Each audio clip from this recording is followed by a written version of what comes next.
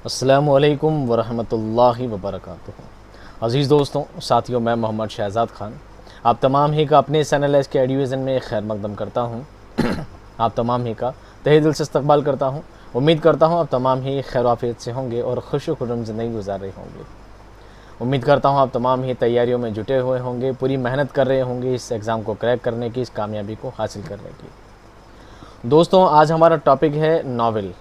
क्या टॉपिक है? नावल। तरीका तो ये होना चाहिए था कि पहले आपको दास्तान पढ़ाने चाहिए थी, फिर नावल पढ़ाया जाना चाहिए था, फिर अफ़साने पढ़ाने चाहिए थे। लेकिन चूँकि दास्तान दोनों ही टॉपिक में नहीं है, दास्तान ना तो 3rd ग्रेड में है ना ही 2nd ग्रेड में है, इसलिए हमने पहले अफ़साना पढ़ा दिया। अब आपको अफ़साने के बाद क्या पढ़ाने जा रहे हैं? नावल पढ़ाने जा रहे हैं। आज के इस टॉपिक को आप जब पढ़ोगे तो इतना मुश्किल भी नहीं है, इतना याद करने वाली चीज़ें भी नहीं है। बस आपको कुछ कॉन्सेप्ट को समझना है कि ये कॉन्सेप्ट क्या है, ये चीज़ें कैसे बनी है, कैसे राइज हुई है। अगर आप ढंग से, मैं समझता हूँ, ढंग से वीडियो सुन लेंगे तो मुझे ये लगता है कि एग्ज़ाम तक आपको दोबारा इस वीडियो को तो उठाकर देखने की ज़रूरत नहीं पड़ेगी। तो चलिए दोस्तों, आज का वीडियो शुरू करने से पहले कुछ बातें थी जो मैं आपसे कहना चाह रहा था, जो अभी मेरे जहन से निकल रही है। हाँ, याद आई। पहली बात ये थी दोस्तों, मैं आपको लाइव क्लास के लिए, प्रीमियर क्लास के लिए इसलिए बार बार कहा करता हूँ कि प्रीमियर क्लास में जो आप दोस्तों कमेंट करते हैं, मैं उनका जवाब दे सकूँ, आपकी बातों का महत्व जवाब दे सकूँ कि हर वक्त मैं आपके कमेंट का जवाब नहीं दे सकता और आपको ये ना लगे कि सर का एटीट्यूड हो गया है, सर भारी हो गए हैं, ये और वो। क्योंकि हज़ारों कमेंट आते हैं, सैकड़ों कमेंट आते हैं, सबका जवाब एक साथ नहीं दिया जा सकता। तो बेहतर है कि आप लाइव क्लास यानी प्रीमियर क्लास ज्वाइन करें ताकि मैं उसमें कमेंट कर सकूँ। अगर अभी तक नहीं करी है और ये क्लास आप देरी से सुन रहे हैं तो अगली बार से आप ध्यान रखें, क्लास 4 बजे आती है, ये बात मैं पहले आपको बता चुका हूँ।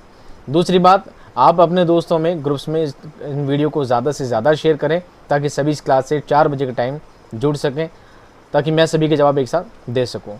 तीसरी बात, काफ़ी सारे स्टूडेंट ऐसे हैं जिनके पास मेरे व्हाट्सअप नंबर हैं, जो मुझसे व्हाट्सअप पर सवाल पूछते हैं। तो बराए मेहरबानी, इस यूट्यूब के अलावा मेरी एक लाइफ और भी है, यूट्यूब के अलावा मेरी ज़िंदगी और भी है। तो आप बराए मेहरबानी रात को 12 बजे, रात को 1 बजे, रात को 2 बजे मैसेज ना करें। हालांकि मैं अपना डाटा ऑफ कर देता हूँ, पर कई बार डाटा ऑन रह जाता है तो फिर रात को 12-1 बजे तक मैसेज करते रहते, पीछे पड़ जाते हैं।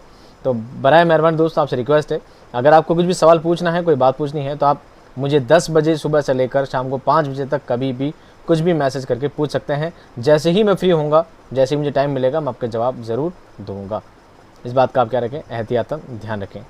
तीसरा सवाल, आप बार बार पूछते हैं पीडीएफ कब मिलेगी, कहाँ मिलेगी, कैसे मिलेगी। इस वक्त भी आप क्लास देख रहे हैं तो लाइव चैट का नीचे ऑप्शन चल रहा है, उसमें आपको ब्लू पट्टी दिख रही है, इसमें एक वीडियो का लिंक है। आप उस वीडियो के लिंक पर क्लिक करेंगे तो आपको पता लगेगा पीडीएफ कहाँ, कैसे और कब मिलेगी। और अगर ये क्लास आप लाइव चैट के दौरान नहीं, यानी इस वक्त 4 बजे नहीं देख पा रहे हैं, इस क्लास को बाद में देख रहे हैं, तो आप कमेंट बॉक्स में जाइएगा। इसी वीडियो के नीचे कमेंट सेक्शन में सबसे ऊपर आपको मेरा कमेंट पिन मिलेगा, उसमें एक लिंक दिया गया है, उसमें क्लिक करेंगे तो आपको पता लग जाएगा कि पीडीएफ कब, कहाँ और कैसे आपको मिलेगी। जो टर्म्स, जो कंडीशंस, जो बातें आपको पीडीएफ वीडियो में बताई गई है, वो टर्म्स कंडीशन ही फॉलो होंगे। तो आप जब तक वीडियो देख ना लें, जब तक सारी बात समझ ना लें, उससे हटकर सवाल आप प्लीज़ मुझसे ना करें। आप वीडियो देखते नहीं हैं और हर एक छोटे सवाल पूछते हैं। इससे अच्छा आप पहले वीडियो देख लें, सारी बातें उसमें क्लियर है।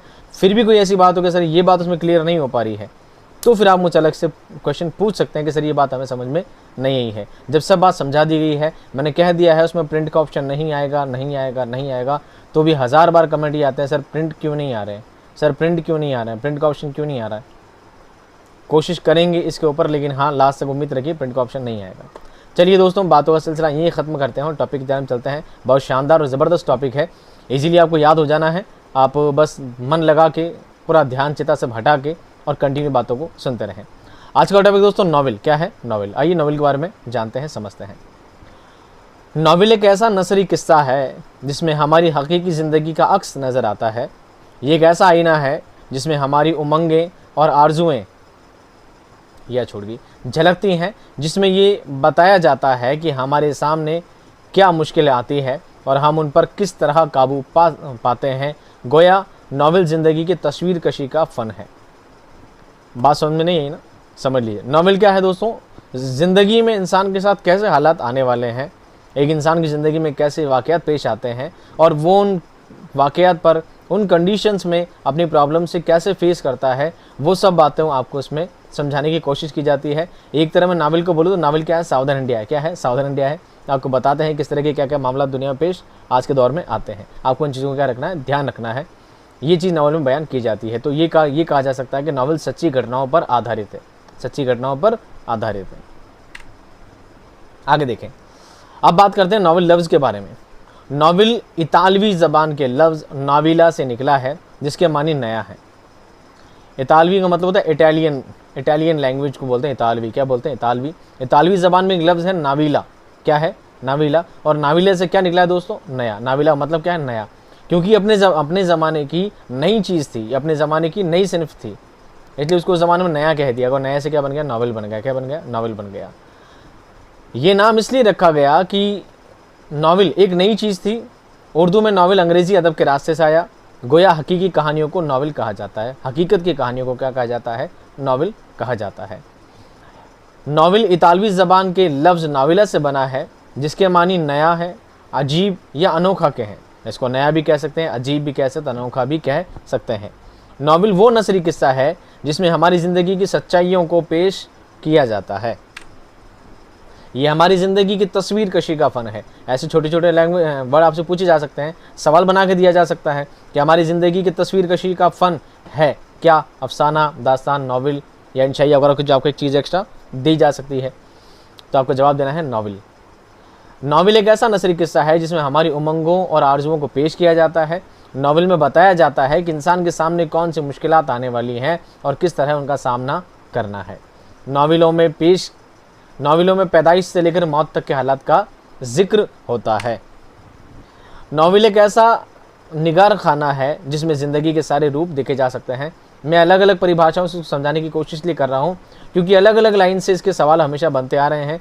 नावल को अलग अलग लैंग्वेज में अलग अलग बातों को घुमा फिरा कर पूछ लिया जाता है। फिर होता क्या है, नावल, दास्तान, अफसाना सभी लगभग एक जैसी ही सिन्फ हैं, बस वक्त के साथ क्या है, अपग्रेडेड हैं। दास्तान का ही बदला हुआ हिस्सा क्या है, नावल है। नावल का ही बदला हुआ हिस्सा क्या है, अफसाना है। चलिए इस कहानी को यहीं रोकते हैं। पहले चलो मैं पढ़ देता हूँ, फिर बता देता हूँ आपको क्या चीज़ है। जब इंसान गारों में ज़िंदगी बसर करता था, उस वक्त से वो कहानी किस्सों को सुनता और सुनाता था। जैसे जैसे ज़िंदगी में बदलाव होता गया, कहानियों का अंदाज़ भी बदलता गया। इंसान जब दास्तान की फ़र्जी किस्सों से उकता गया तो उसने ऐसे किस्से सुने जिनमें हकीकी ज़िंदगी का अक्स नज़र आया, तो उसे नया नाम दिया गया। कहानी बयान करने के लिए नए अंदाज को ही नावल कहते हैं। नावल से पहले उर्दू में दास्तान सुनाई जाती थी। नावल अंग्रेज़ी अदब से उर्दू अदब में आया है। अब मैंने दोस्तों एक पट्टा बनाया है अलग से हाईलाइट करने के लिए। दास्तान के बाद लिखा है नावल और नावल के बाद लिखा है अफसाना। अब ये क्या चीज़ें हैं, तीनों क्या चीज़ें हैं, इससे हटकर भी एक चीज़ और जान लीजिए। आपने इंग्लिश में दो चीज़ें सुनी होगी, fiction and non fiction. Fiction and non fiction. नस्र को यानी किसी भी अदब को दो बड़े हिस्सों में बांटा जाता है। एक होता है गद्य, एक होता है पद्य। Poetry and pros. पोइट्री को हम अलग अलग भागों में बांट देते हैं, नज़्म में, गज़ल में, अलग अलग हिस्सों में बांट दिया जाता है। बात करते हैं प्रोज की, बात करते हैं गद्य भाग की, बात करते हैं नस्र की, तो नस्र को भी दो बड़े हिस्सों में बांटा जाता है। कितने बड़े हिस्सों में, दो बड़े हिस्सों में बांटा जाता है। उससे बोलते हैं fiction and non fiction. Fiction को बोलते हैं अफसानवी, नॉन फिक्शन को बोलते हैं गैर अफसानवी। मैं अगली बार टाइप करके बता दूंगा अगले वाले वीडियो में, अभी आप सिर्फ वर्ड भी सुन लें मुझसे। अफसानवी और गैर अफसानवी, फिक्शन एंड नॉन फिक्शन। फिक्शन का मतलब होता है दोस्तों अफसानवी केस वो सिन्फ जिसमें कुछ कहानीपन हो, जिसमें क्या हो, कुछ कहानीपन हो, वो सब फिक्शन में आते हैं। और जिसमें कहानीपन नहीं हो वो नॉन फिक्शन में आते हैं, यानी वो क्या आता है, गैर अफसानवी में आते हैं। दास्तान क्या है, फिक्शन है, यानी दास्तान क्या है, अफसानवी है। नावल अफसानवी है और अफसाना तो अफसानवी है ही। क्योंकि बात क्या है, दास्तान में, नावल में और अफसाने में कोई ना कोई कहानी है। अफसाने में कोई कहानी है, कहानी के जरिए मैसेज है। नावल में कोई कहानी है, एक हकीकत की कहानी है। दास्तान में भी कहानी है, भले ही फर्जी कहानी पर कहानी तो है। लेकिन दूसरी बात की जाए जब नॉन फिक्शन की, तो उसमें क्या आता है, मजमून। बताओ मजमून में कोई कहानी है, नहीं है। इंशाइया में कोई कहानी है, नहीं है। बस कुछ बातों को तो पैरोडी में कोई कहानी है, नहीं है। बस बातों को तोड़ मरोड़ के पेश किया गया है या बातों को समझाने के लिए आपके सामने पेश किया गया है, उसमें कोई कहानी पर नहीं होता, वो नॉन फिक्शन कहलाता है। अब हम बात करते हैं दोस्तों सिर्फ फिक्शन की, यानी अफसानवी अदब की। अफसानवी अदब की शुरुआत दोस्तों होती है दास्तान से। कब से होती है, दास्तान से। यानी जब इंसान गारों में, गुफाओं में ज़िंदगी गुजारता था, जब उसके पास ज़िंदगी में सिर्फ दो ही काम होते थे, खाना पीना और दिन निकालना। खाना पीना और दिन निकालना, जंगल में भटकना, शिकार करना और कैसे जैसे दिन निकालना, यही उसका अहम मकसद हुआ करता था। कि उस ज़माने में इंसान के पास टेक्नोलॉजी नहीं थी, मोबाइल नहीं थे, दिन में व्हाट्सअप टेलीग्राम नहीं थे, आपके पास यूट्यूब नहीं थे, ठीक है, इनके पास यूट्यूब नहीं थे, दिन में मचकाने के लिए दिन भर इंस्टा नहीं थे, इनके पास फेसबुक नहीं था। इन लोगों का काम क्या था? सिर्फ खाना पीना और दिन निकालना। तो ये लोग भी उस ज़माने में कहानी किस्से सुनाने की बातें करते थे। अब वो जो कहानी किस्से होते थे बिल्कुल फर्जी होते थे। क्या होते थे? फर्जी होते थे। फिर धीरे धीरे दुनिया अपग्रेड होती गई, धीरे धीरे दुनिया आगे बढ़ती गई, तो इन्होंने क्या किया? कहानी किस्सों को अपग्रेड करना स्टार्ट किया। और फिर धीरे धीरे किसकी ईजाद हुई? दास्तान की ईजाद हुई। क्या निकली सबसे? दास्तान। दास्तान में फर्जी किस्से होते हैं, काल्पनिक चीज़ें जिनका कोई असल में कोई औचित्य नहीं है। जिन चिराग पे हाथ, चिराग रगड़ोगे जिन निकलेगा, आसमान में कालीन उड़ते हुए दिखेंगे, परियां उड़ती दिखेंगी। अब बताइए प्रैक्टिकल चीज़ है? नहीं। फिर इंसान और ज़्यादा अपग्रेड हुआ, उसने और ज़्यादा पढ़ाई लिखाई करी, दुनिया और ज़्यादा अपग्रेड होने लगी।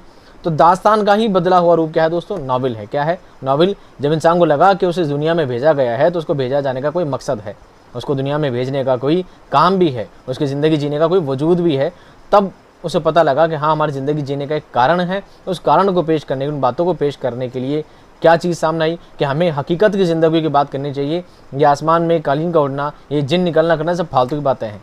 अब हमें सिर्फ सच्ची बातों को ही पेश करना चाहिए। तब चीज़ लिखी क्या जाने लगी? नावल।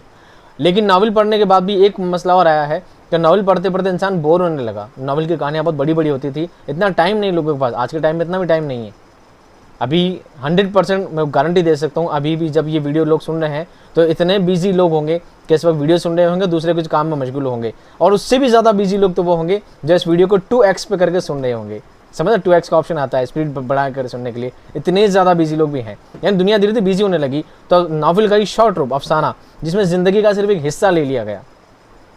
नावल में तो पूरी ज़िंदगी की दास्तान ले ली जाती है, पूरी ज़िंदगी कहानी ली जाती है। एक बच्चा कब पैदा हुआ है, फिर बड़ा हुआ है, फिर शादी हुई है, फिर नौकरी लगी है, फिर क्या क्या काम किए हैं, फिर मर गया, सारी बातें नावल में पेश कर दी जाती है। अफसाने में ज़िंदगी का एक अहम किस्सा, जहाँ से किसी को कोई मैसेज दिया जा सके, एक भाग, एक अंश, एक जुज़ उसका ले लिया जाता है, वही कहलाता है अफसाना। क्या कहलाता है? अफसाना। तो ये तीनों बात समझ में आ गई। दास्तान फेक कहानियाँ, माफूकुल फितरी काल्पनिक बातों को लेकर लिखा जाता है। नावल सच्ची दास्तान को सच्ची बातों को लेकर लिखा जाता है। और अफसाना सच्ची बातें होती है, लेकिन ज़िंदगी का सिर्फ एक हिस्सा होती है, एक जुज़ होती है, पूरी ज़िंदगी इसमें नहीं होती है। चलिए बारी बारी के बाद पढ़ लेते थोड़ा बहुत। दास्तान के लिए दो चीज़ें ख़ास है, एक तवालत, दूसरा माफूकुल फितरी अनासिर। माफूक कहते हैं फेक, माफूक इंग्लिश में फेक, माफूक उर्दू में, इंग्लिश में फेक। माफूकुल फितरी, फितरी कहते हैं नेचुरल, नेचर से बिल्कुल फेक। अनासिर जमा है उनसर की, उनसर यानी होता तत्व, उनसर यानी होता तत्व, अनासिर उसकी क्या है दोस्तों? जमा है। तो माफूकुल फितरी अनासिर यानी काल्पनिक तत्वों को शामिल किया जाना, ये इसका पहला जुज़ है। और तवालत कहते हैं लंबाई, तवालत कहते हैं लंबाई, बड़ा। नाव दास्तान में कितनी भी बात को बड़ा के डिटेल में बयान किया जा सकता है। ये दास्तान की क्या है दोस्तों? खासियतें हैं। दास्तान कम इल्मी और फुर्सत की ईजाद है, जबकि नावल अमली और साइंसी दौर की ईजाद है। दास्तान जब फालतू लोग थे, बिल्कुल फ्री टाइम था, उनकी ईजाद थी। और जब लोग साइंस का ज़माना स्टार्ट हुआ, जब लोग अपग्रेड होने लगे, तब जाकर नावल की ईजाद हुई है। दास्तान दास्तान में एक किस्सा दूसरे किस्से से अलग होता है, जबकि नावल में सिर्फ एक ही किस्सा होता है। जैसे क्या है, मिसाल बताते हैं।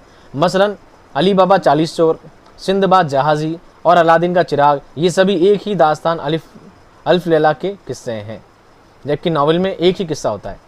समझ में आई? नहीं समझ में आई तो वापस सुन लीजिए। आप लोगों ने दोस्तों हातिम ताई मूवी देखी होगी 100%, सभी ने, है ना। हातिम ताई मूवी में क्या होता है? कहानी एक ही होती है। कहानी क्या होती है? एक ही होती है कि हातिम जो है वो परी के पास जाता है और परी को क्या करता है? पत्थर की ऐसा कुछ बना देता है और बाद में कहता है कि अब तुम्हें 7 सवाल पूरे करने हैं।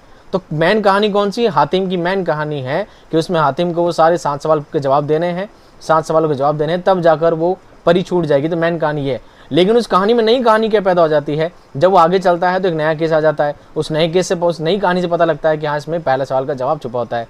दूसरी कहानी में फिर कोई नई कहानी पैदा हो जाती है। इस तरह 7 सवालों में भी 7 नई नई कहानियाँ हो जाती है। तो दास्तान की खासियत यह है कि दास्तान में एक कहानी में और कहानी में और कहानी होती जाती है। नावल में एक ही कहानी होती है भाई, उसमें अलग अलग नहीं घुमाया जाता। एक इंसान के बारे में बताएं तो पूरी डिटेल से उसकी पूरी ज़िंदगी के बारे में सब कुछ बता दिया जाता है। तो ये फ़र्क है। तो ये अली बाबा 40 चोर, है ना, सिंदबाद जहाज़ी, अलादीन का चिराग, ये सभी जो है ना एक दास्तान के हिस्से हैं। और दास्तान का नाम क्या है? अल्फ लैला। क्या है? अल्फ लैला एक दास्तान है, उसके अंदर अलग अलग कहानियाँ बहुत सारी है। हमें लगता है सब अलग अलग कहानी नहीं, वो एक ही दास्तान के सारे हिस्से हैं। नावल की दूसरी खुसूसियत ये है कि उसमें हकीकी ज़िंदगी के किस्से होते हैं, जबकि दास्तान में फ़र्ज़ी और ख़याली किस्से होते हैं। चिराग को रगड़ने से जिन का बाहर आना निकलना, परियों का उड़ना, कालीन का उड़ना, इंसान का गायब हो जाना, ये सब बातें क्या है, फेक है, फालतू है। ये सब चीज़ दास्तान में होती है, नावल में ऐसा कुछ नहीं होता, प्रैक्टिकल चीज़ें बयान की जाती है। किस्सा जब तक ख्वाबों और ख्यालों की भूल भुलैया था तब तक वो दास्तान था, और जब हकीकत से आशना हुआ तो वो नावल बन गया। जब तक ख्वाब ख्याल की बातें थी तब तक क्या था, वो दास्तान था, और जब वो ख्वाब ख्याल की बातें हट गई उसके बाद क्या शुरू किया दोस्तों, वो नावल के रूप में तब्दील हो गया। नावल में शुरू से आखिर तक एक ही कहानी होती है और एक ही तरह के किरदार होते हैं, जबकि दास्तान में हर किस्से के अपने अलग अलग किरदार होते हैं। पहली कहानी हातिम की है, परी की है, दूसरी कहानी में कोई और निकल जाता है, तीसरी कहानी में कोई गुंडा निकल जाता है। हर बार कहानी में किरदार क्या होते रहते हैं, चेंज होते रहते हैं। नावल में आम तौर पर किस्से ही बयान किए जाते हैं, लेकिन वो दास्तानों की तरह किस्से नहीं होते। नावल में किसी एक फ़र्द और उससे वाबस्ता चंद अफराद की कहानी बयान की जाती है। नावल में क्या होता है दोस्तों, एक इंसान की कहानी को गठित कर लिया जाता है, एक इंसान की कहानी को सोच लिया जाता है, एक पर्सपेक्ट बना लिया जाता है, और उस इंसान की कहानी से रिलेटेड जो भी इंसिडेंट होते हैं उन सभी चीज़ों को बयान किया जाता है, और कहानी पूरी उसी पर ही बेस्ड होती है, अलग से बयान नहीं की जाती। लेकिन किस्से का दास्तान का मामला कुछ और है, एक कहानी कहीं और जा रही है, दूसरी कहानी कहीं और जा रही है, और आपस में लाके कहना कि सबको क्या कर देते हैं, मिक्सअप करके जोड़ देते हैं। और शॉर्ट में बताऊँ तो नावल एक तरह की मूवी है और दास्तान एक तरह की वेब सीरीज़ है, ठीक है। नावल में सीधी सच्ची वाक़े बयान किए जाते हैं जो हमारे आम ज़िंदगी की तर्जुमानी करते हैं, इसलिए ये हमारी माशरती ज़िंदगी का नक्शा पेश करती है। कौन? नावल ऐसा नसरी किस्सा है जिसमें हमारी ज़िंदगी का अक्स नज़र आता है। ये एक ऐसा आईना है जिसमें हमारी उमंगें और आरजुएं झलकती हैं, जिसमें ये बताया जाता है कि हमारे सामने क्या मुश्किलें पेश आती है और किस तरह हमें उन पर काबू पाना है। गोया नावल ज़िंदगी की तस्वीर कशी का फ़न है। पैदाइश से लेकर मौत तक जो भी हालात पेश आते हैं वो सब नावल का मौजू हो सकते हैं। समझ में आ गई? सब थी नावल की परिभाषा, नावल के बारे में कुछ बातें। अब बात करते हैं दोस्तों नावल की तारीफ़ दो अलग अलग मुख्तलिफ नक्कादों के बारे में। दो अलग अलग लोग क्या कहते हैं नावल के बारे में। क्लाइविस के मुताबिक क्या है नावल उस ज़माने की हकीकी ज़िंदगी और तौर तरीक़ों की तस्वीर होती है जिसमें वो लिखा गया हो। दूसरा, इंदर राय मुर्राय का ख्याल है हकीकी नावल कभी रोमानी नहीं हो सकता, इसके लिए हक़ाइक़ को सहारा और हकीकी सोसाइटी का पस मंज़र होना ज़रूरी है। अब बात करते हैं दोस्तों नावल के सबसे अहम टॉपिक के बारे में, जहाँ से आपके सवाल सबसे ज़्यादा बनते हैं। यहाँ पर आपको कुछ इख्तलाफ हो सकता है, मैं आपको समझा देता हूँ सारी बात। नावल के अज्ज़ाए तरकीबी कितने हैं दोस्तों? 6। कितने हैं? 6।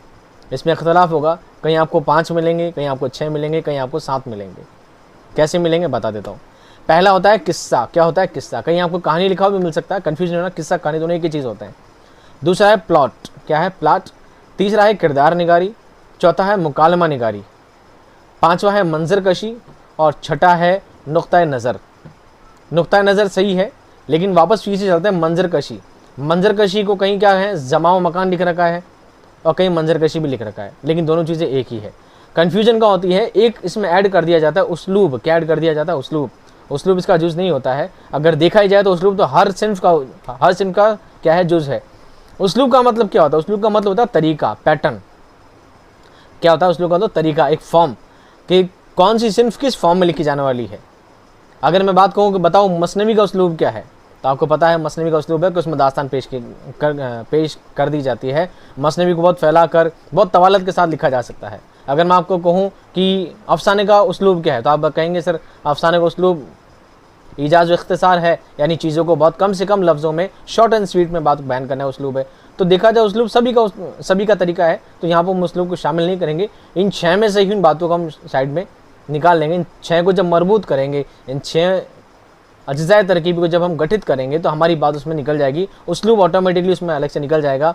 तो आप बिल्कुल निश्चिंत रहें, ये जो 6 आपको बताए जा रहे हैं यही ऑथेंटिक हैं। आप 5 के 6 के 7 में चक्कर में ना पड़ें, ठीक है।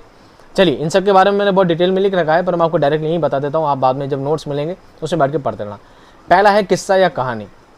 नावल के लिए किस्सा कहानी क्या है, ज़रूरी है। आपको पता है कोई भी सिन्फ हो, चाहे नावल हो, चाहे अफसाना हो, चाहे दास्तान हो, उसके लिए कहानी का होना ज़रूरी है। हम क्या बयान कर रहे हैं? कहानी तो बयान कर रहे हैं, तो सबसे मेन चीज़ तो है कहानी। क्या है? कहानी उसका बेस है जिसके ऊपर सारी बातें लिखी जा रही है। कहानी क्या है? सबसे मेन चीज़ तो है कहानी। कहानी होनी चाहिए ज़ोरदार वाली, कि पढ़ने वाले को मज़ा आ जाए। दूसरा है प्लॉट। क्या है प्लॉट? प्लॉट का मतलब वो हम जो काटते हैं ज़मीन है वो प्लॉट नहीं है। प्लॉट का मतलब है दोस्तों तरतीब। क्या है? तरतीब। कि कहानी जब किसी इंसान को सुनाई जा रही है, कोई इंसान जब कहानी पढ़ने वाला है तो एक सिस्टमेटिक तरीके से पढ़े। यानी पहले इंसान पैदा हुआ है, फिर बड़ा हुआ है, फिर उसकी शादी हुई है, फिर उसने कारोबार स्टार्ट किया है, फिर उसने ज़िंदगी में आगे तरक्की पाई है, जवाली पाई है, जो भी है, फिर उसका अंतकाल हुआ है, फिर मरा है। ये कहानी का होता है, एक सिस्टमेटिक होता है, ताकि पढ़ने वाले को सब चीज़ समझ में आती रहे।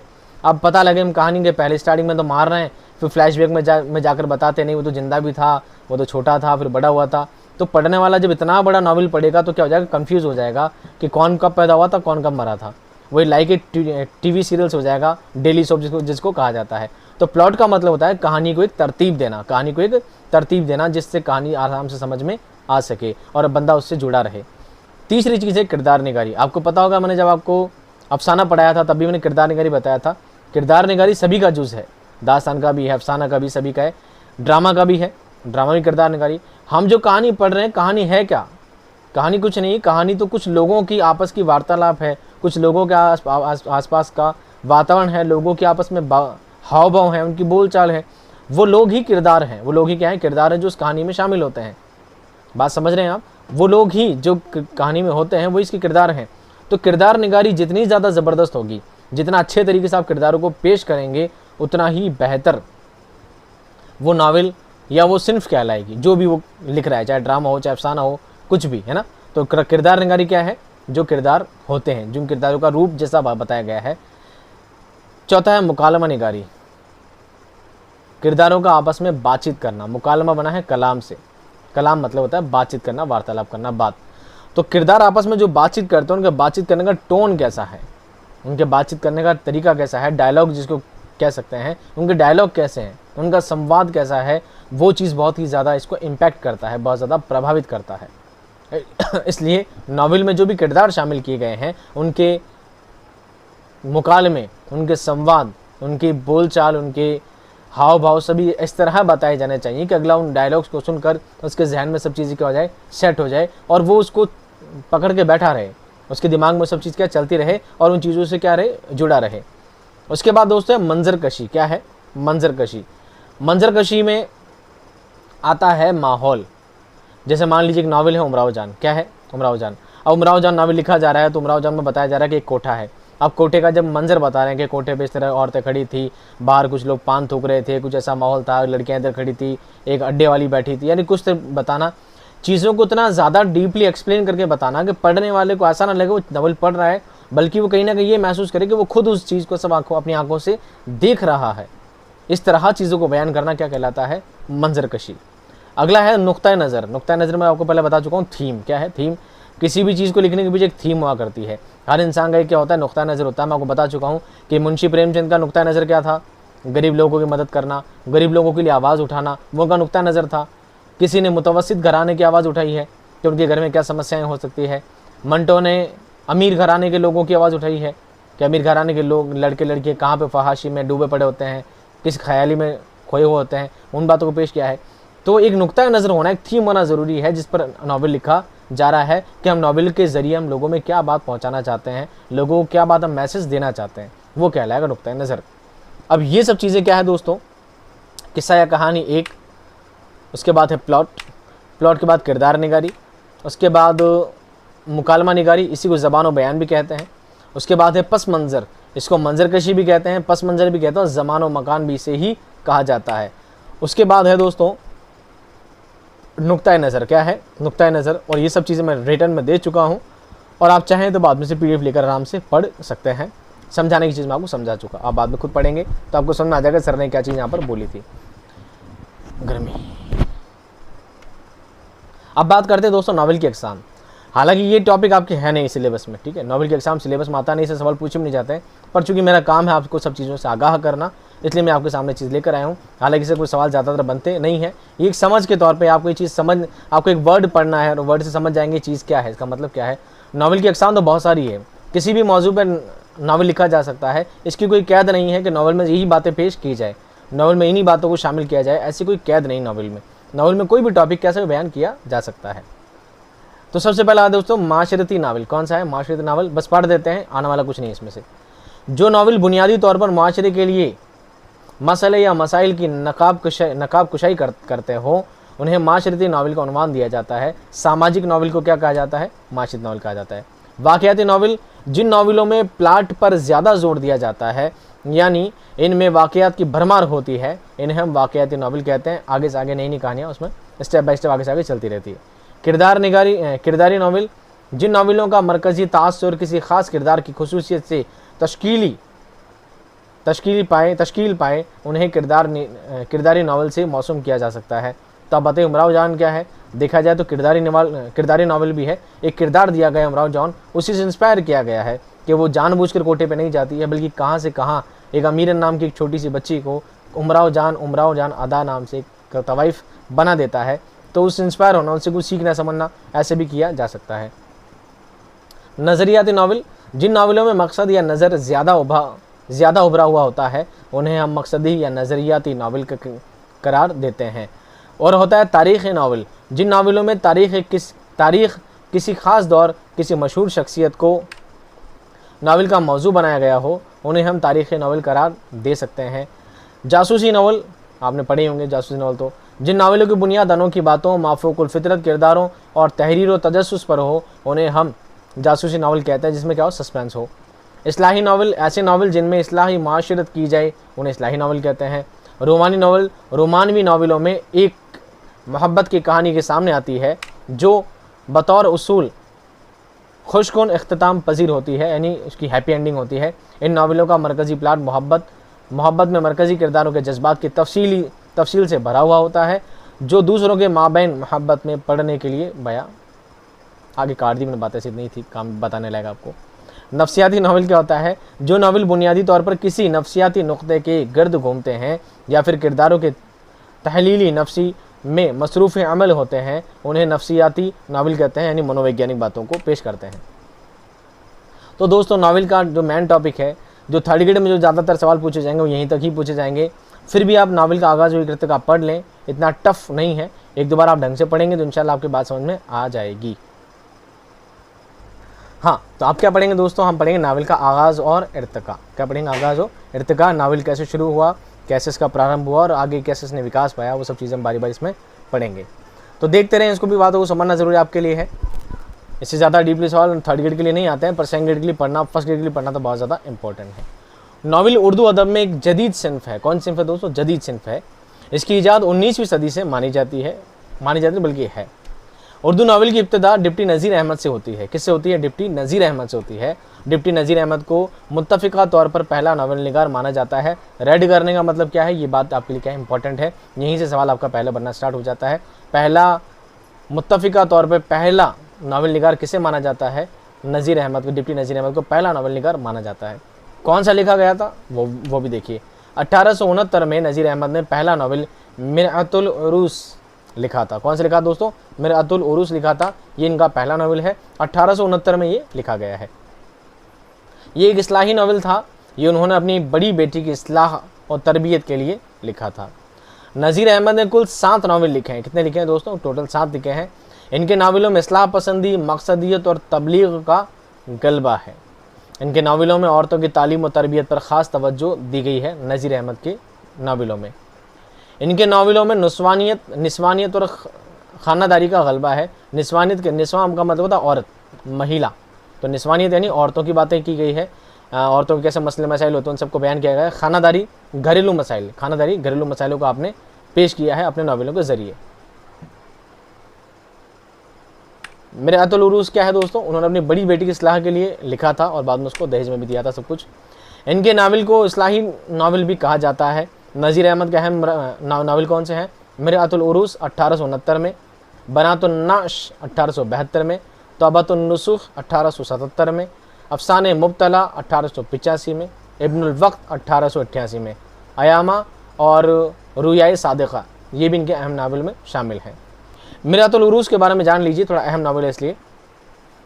इस नावल में अकबरी बड़ी और असगरी छोटी 2 बहनें हैं जो इस नावल के अहम किरदार हैं। इनके नाम नहीं है बड़ी छोटी, बता रहा हूँ बस आपको। 2 बहनें इसमें नावल में 2 किरदार हैं, 2 बहनें हैं। एक का नाम है अकबरी, एक का नाम है असगरी। अकबरी जो होती है बड़ी बहन होती है, असगरी जो होती है छोटी बहन होती है। ठीक है, तो असगरी का जो किरदार है असगरी का किरदार सलीकामंद है और शादी के बाद घर को अपने अखलाक से जन्नत बना देती है। नावल में कहानी ऐसी लिखी गई है, जो असगरी छोटी बहन होती है उसका किरदार बहुत सलीका वाला है, अच्छा है, और अपने किरदार से, अपने रवैये से अपने घर को क्या बना देती है, जन्नत बना देती है। जबकि अकबरी का किरदार फुहड़ किस्म की औरत का है, जो अपने एतवार से, अतवार तरीके की जमा है, तौर तरीके से घर को भाड़ बना देती, क्या बना देती दोस्तों, भाड़ बना देती है। तो अपनी बड़ी बेटी को इस सलाह देने के लिए, उसको सिखाने के लिए, उसकी इस्लाह करने के लिए, उसको नसीहत देने के लिए उन्होंने नावल लिखा था। इस नावल को अकबरी और असगरी के किस्से के नाम से भी जाना जाता है, मिरअतुल उरूस को। ये उन्होंने अपनी बड़ी बेटी की तरबियत और तालीम के लिए लिखा और उसको जहेज़, दहेज में होता है दोस्तों, उर्दू में क्या होता है, जहेज़ में भी दिया गया। नज़ीर ने अपने नावलों में मुतवस्सित मुस्लिम घरानों के माहौल को पेश किया है। मुतवस्सित मुस्लिम, मध्यम वर्गीय परिवार, मध्यम वर्गीय मुस्लिम परिवार को आपने क्या है, अपने नावलों में जगह दी है। नज़ीर की ज़बान खालिस टकसाली ज़बान थी, जो दिल्ली और उसके अतराफ़ में बोली जाती थी। दिल्ली के आसपास जो बोली जाती थी टकसाली ज़बान कहलाती है। खालिस शुद्ध टकसाली ज़बान में आपने सारी बातें लिखी हैं। नज़ीर के बाद दूसरे नावल निगार पंडित रतन नाथ सरशार हैं। पंडित रतन नाथ सरशार दूसरे अहम नावल निगार हैं। आइए इनके बारे में भी कुछ बातें हम जान लेते हैं। पंडित रतन नाथ सरशार ये लखनऊ के रहने वाले थे, तो जाहिर सी बात है लखनऊ के बारे में लिखेंगे। तो इन्होंने अपने नावलों में लखनवी तहजीब को पेश किया है। सरशार ने लखनऊ के जवाल पजीर तहजीब को ज़रीफ़ाना अंदाज में पेश किया है। ज़रीफ़ाना ने मज़ाक़तन में, जवाल पजीर पतन, लखनऊ के नवाबों का पतन होना, लखनऊ के नवाबों का पतन होना आपने अपने नावलों में लिखा है और बड़े मज़ाही अंदाज में, मज़ाक़तन सब बातों को आपने लोगों के सामने पेश किया है। इसके अलावा जागीरदाराना माहौल पर भी तंज किया है, ताना मारा है। इन सब का उनका सबसे मकबूल जो नावल है वो है फसाना आज़ाद। फसाना आज़ाद नावल फसाना आज़ाद में आज़ाद और खोजी की दिलचस्प किरदार निगारी और चुस्त और बरहमल मुकालमात बयान किए गए हैं। फसाना आज़ाद क्या होता है, जिसमें दो किरदार होते हैं, एक का नाम है आज़ाद, एक का नाम है खोजी। आज़ाद जो है नए ज़माने का इंसान है, खोजी जो है पुराने ज़माने का इंसान है। 60 साल का एक बुढ़ा है और वो सब बातें सोचता रहता है। तो खोजी जो है पुराने रूढ़िवादी बातों में चलता है, लेकिन बड़ा मज़ाही किरदार है, कैसा इंटरेस्टिंग किरदार है।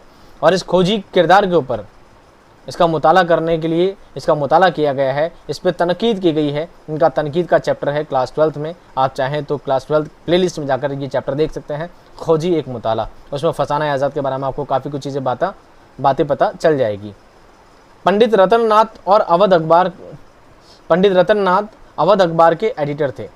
किसके एडिटर थे? अवध अखबार अलग है, ठीक है, अवध अखबार अलग है, अवध पंच अलग है, याद रखना। अवध अखबार के क्या थे? एडिटर थे। इसी अखबार में 1878 से 1879 दिसंबर तक ये नावल किस्तवार शाया होता था। 1880 में ये किताबी शक्ल में फसाना आज़ाद के नाम से क्या हुआ? शाया हुआ। 1878 से 1989 तक यानी 1 साल तक लगभग ये अखबार में क्या था? किस्तवार, हर बार किस्तवार आता रहता था। लेकिन आगे चलकर 1880 में पूरा संग्रह करके एक किताबी शक्ल में इसको प्रिंट करवा दिया गया। इस नावल का प्लाट गैर मरबूत है और इसमें लखनऊ की माशरत और तहजीब को पेश किया गया है। गैर मरबूत, अगठित, ढंग से पूरा गठित नहीं है, पूरी सब बातें कनेक्टिंग नहीं है। इसके अलावा सरशार के दीगर नावल कौन से हैं? जामे सरशार, पी कहाँ, कामिनी, कड़म धड़म, सैर कौसार वगैरह, ये कौन है? सरशार के सारे नावल के नाम हैं। नज़ीर अहमद और सरशार के बाद उर्दू में तारीख़ नावल निगारी का दौर शुरू हुआ। और किसने शुरू किया? मौलवी अब्दुल हलीम शरर और मोहम्मद अली तबीब को तारीख़ नावल निगार माना जाता है। ये पहले तारीख़ी नावल निगार हैं। इन्होंने अपने नावलों में इस्लाम की शानदार माजी को बयान किया है। इन्होंने अपने नावलों में मुस्लिम मुतवस्सित तबके के मसाइल को पेश किया है। वो उनकी माशरती, अखलाकी, मजहबी, समाजी बुलंदियों के ख्वाह थे। ख्वाह कहते हैं भलाई चाहने वाला, ख्वाह कहते हैं भलाई चाहने वाला, क्या कहते हैं उसको हिंदी में, याद आएगा तो बता देंगे।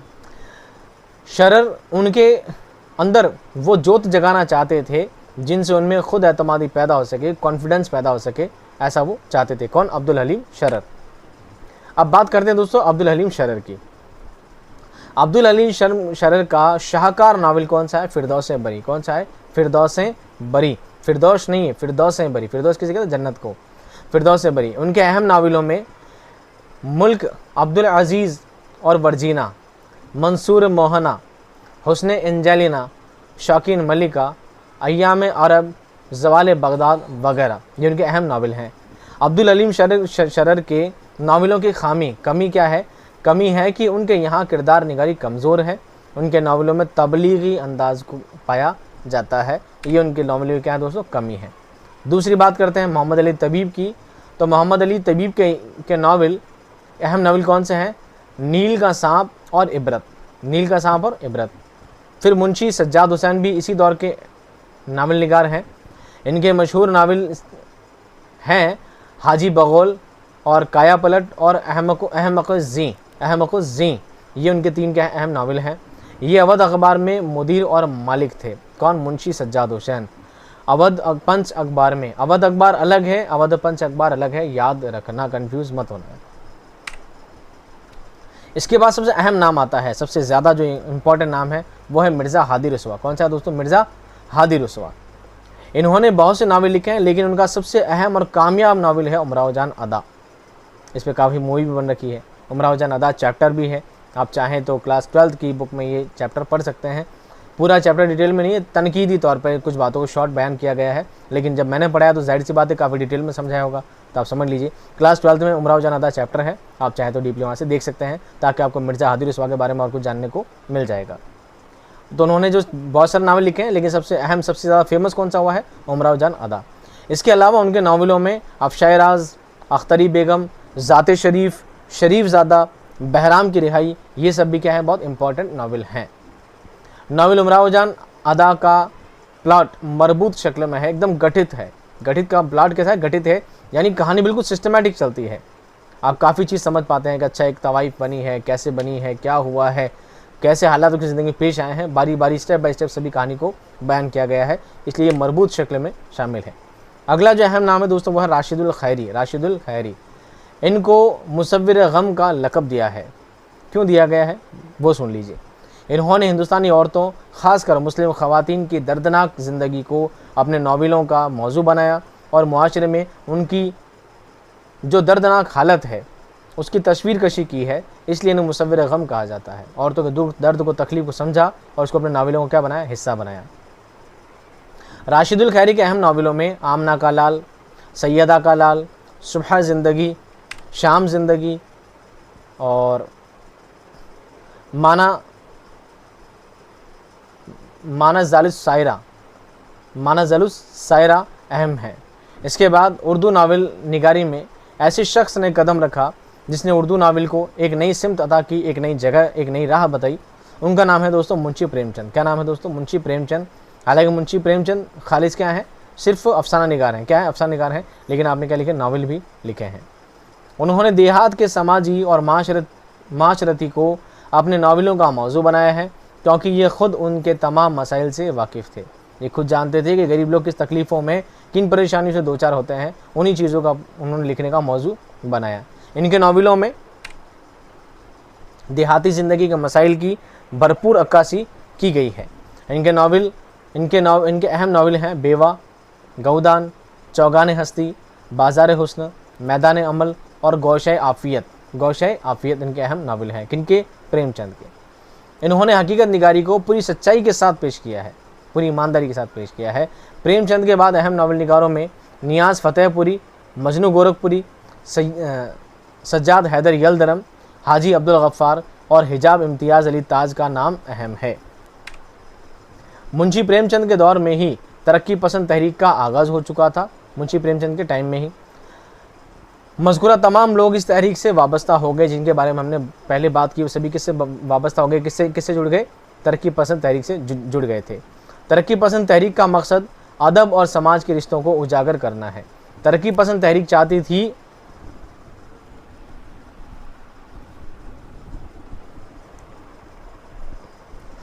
तरक्की पसंद तहरीक का मकसद क्या था दोस्तों? समाज के रिश्तों को उजागर करना था। समाज में किन परेशानियों से लोग दो चार हो रहे हैं, उन बातों को, समाज की बातों को लिखना इनका क्या था? अहम मकसद था। तरक्की पसंद तहरीक का नारा ही ये था, अदब बराए अदब ना होकर अदब बराए ज़िंदगी था।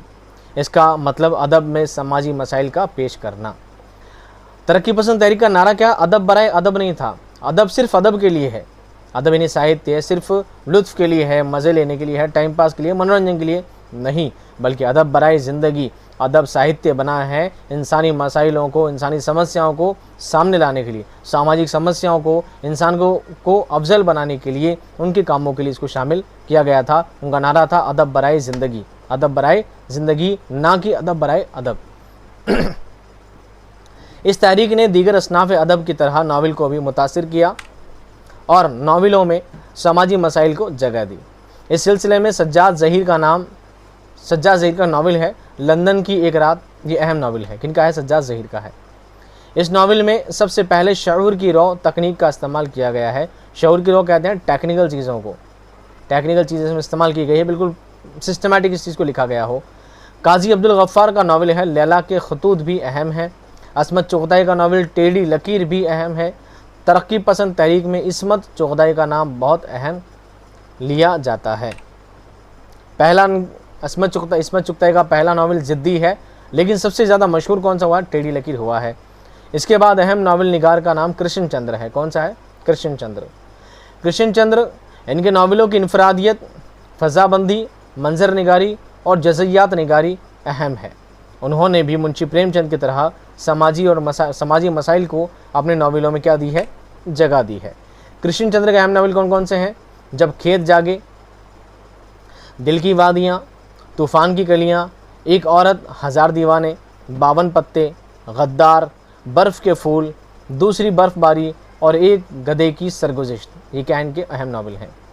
उसके बाद अज़ीज़ अहमद के नावल अहम हैं। कौन से? ऐसी बुलंदी और ऐसी पस्ती और गुरेज़ हैं, 2 हैं, ठीक है।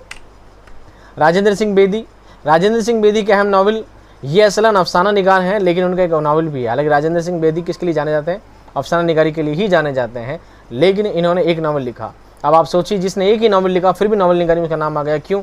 क्योंकि इनका एक नावल है और वो भी शाहकार है, वो भी बहुत ज़्यादा ज़बरदस्त तरीके से लिखा गया है। नावल का नाम है एक चादर मैली सी। इतना ज़्यादा अहम रखता है अदब में कि इनका नाम अफसाना नावल निगारों में भी लिया जाता है, जबकि लिखा सिर्फ एक ही था।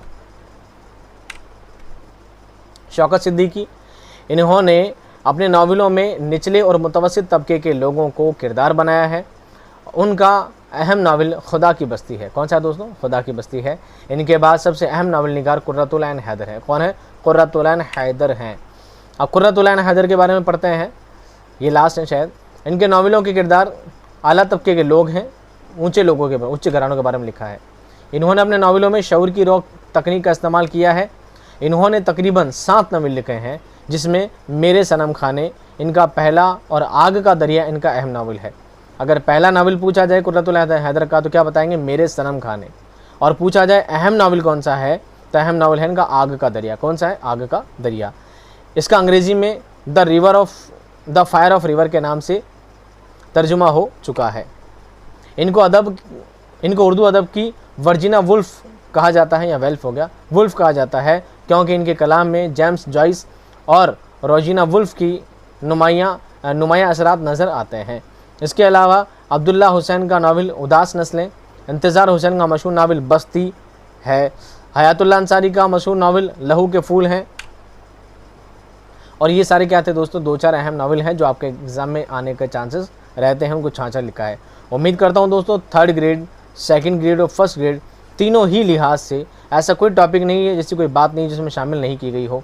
फिर भी कुछ चीज़ें मैंने एक्स्ट्रा लिखी थी, जो मैं आपको 1, 2, 3, 4 पेजेस में कुछ मैंने अलग से चीज़ लिखी है। ये भी आप पढ़ लेंगे तो आपका फ़ायदा आएगा। बाकी इतना पढ़ना आपके लिए काफ़ी है। इन 2-3 चीज़ों को एक बार नज़र से आप पढ़ लीजिएगा, एक बार नज़र से फेर लीजिएगा। कुछ चीज़ें इसमें एक्स्ट्रा होंगी, जिनको PDF का दे रखा है फंक्शन, वो PDF लेकर आराम से इसको बाद में पढ़ सकते हैं। वीडियो ऑलमोस्ट यहाँ पर क्या हो चुका है दोस्तों? कंप्लीट हो चुका है। उम्मीद करता हूँ वीडियो में ऐसी कोई बात नहीं जो आपको समझ में नहीं आई हो। छोटा ही टॉपिक है, आसान टॉपिक है, इजीली आपको याद हो जाएगा। एक बार नहीं 2 बार रिपीट करके सुन लीजिएगा, इंशाल्लाह याद हो जाएगा। ऐसी कोई बात जो मुझे समझ में आएगी, बाद में कुछ याद आएगी, आप कमेंट करते रहिएगा ताकि मैं कमेंट पढ़ सकूँ, कमेंट बाद में पढ़ सकूँ और याद रख सकूँ आगे मुझे उनका क्या जवाब देना है। अगली क्लास में आगे इंशाल्लाह उनके बारे में जवाब देंगे। फिलहाल मैं आपसे चाहूँगा इजाज़त, बहुत ज़्यादा गर्मी लग रही है, तो इंशाल्लाह मिलता हूँ नेक्स्ट टॉपिक में, नेक्स्ट क्लास में एक शानदार वीडियो ज़बरदस्त टॉपिक के साथ। तब तक खुश रहिए, आबाद रहिए, खुदा हाफ़िज़।